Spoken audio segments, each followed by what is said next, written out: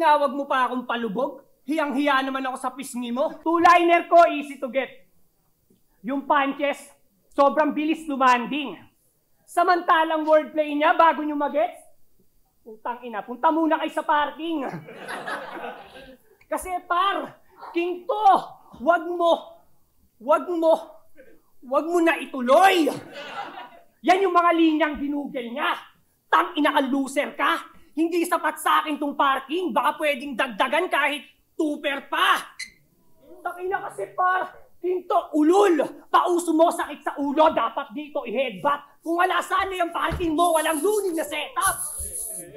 Yo, kung wala sana yung parking mo, walang luning na setup. Isa na namang wordplay mo ang guloid.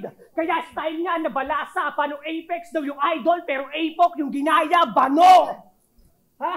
Kaya sa battle, sobrang GG. Ito'y bonus round lang na upo. Tang na dinaig ka pa ni Christy. Laging may bagong pakulo. Wordplay niya sobrang easy. Lakas lang makauto. Habang two-liner ko parang PT. 2 linya kaya nang makabuo.